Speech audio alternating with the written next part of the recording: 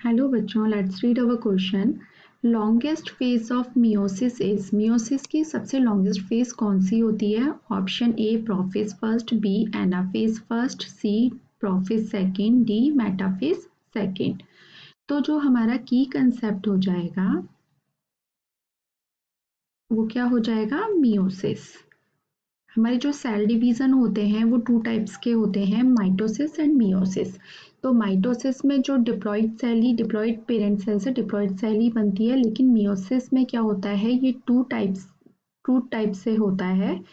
पहले क्या होता है, मियोसिस फर्स्ट होता है और उसके बाद क्या होता है, मियोसिस सेकेंड होता है।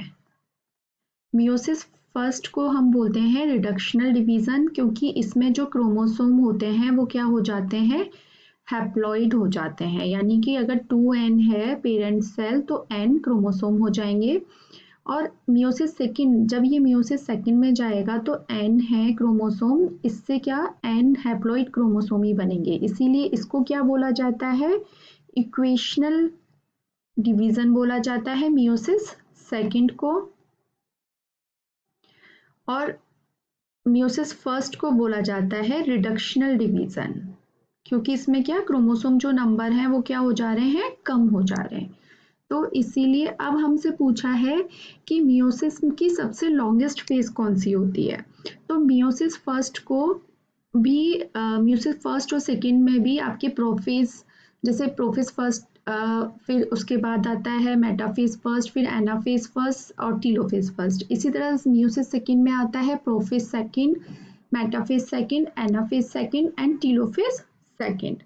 लेकिन इसमें हमसे क्या पूछा है, सबसे लॉन्गेस्ट फेज। सबसे लॉन्गेस्ट फेज जो होती है वो होती है मियोसिस फर्स्ट की प्रोफेज फर्स्ट,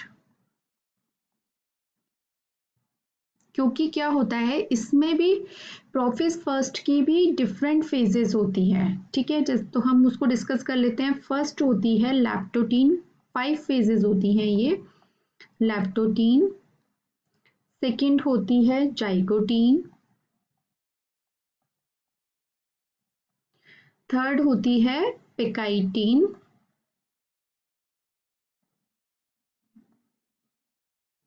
फोर्थ होती है डिप्लोटीन एंड फिफ्थ होती है डायकाइनेसिस। क्योंकि प्रोफेज फर्स्ट की भी 5 फेजेस हैं, इसीलिए प्रोफेज फर्स्ट जो है मियोसिस फर्स्ट का सबसे लॉन्गेस्ट फेज माना जाता है।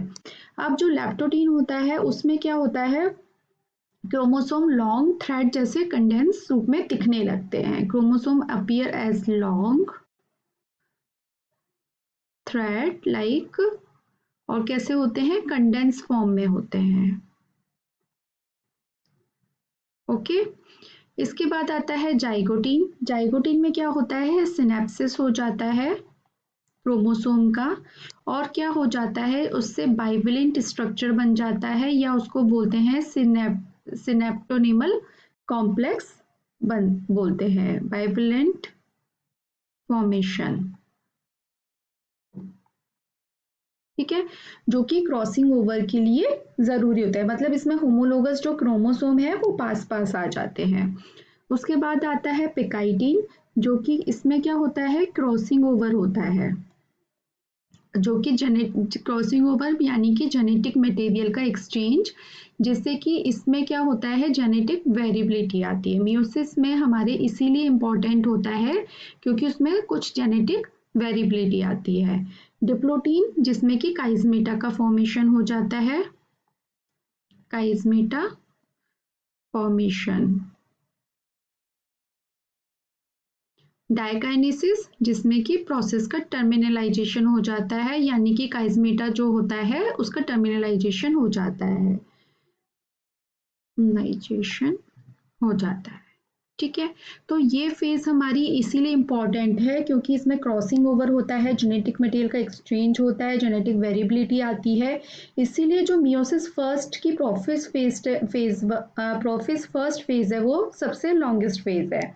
मियोसिस जो होता है वो किस लिए इम्पोर्टेंट होता है, गैमेट्स फॉर्मेशंस के लिए, गैमेट्स फॉर्मेशन के लिए इम्पोर्टेंट होता है। ठीक है, यानी कि गैमेट्स बनने में जर्म सेल्स में ये होता है और गैमेट फॉर्मेशन के लिए रिस्पॉन्सिबल होता है। तो अब हम अपने ऑप्शन देख लेते हैं। हमारा first option profess first is the right answer, anaphase first नहीं होगा, प्रोफेस सेकंड नहीं होगा, मेटाफेज सेकंड नहीं होगा। तो जो हमारा आंसर बनेगा वो बनेगा ऑप्शन ए। आई होप आपको ये आंसर समझ में आया होगा। Thank you so much, all the best.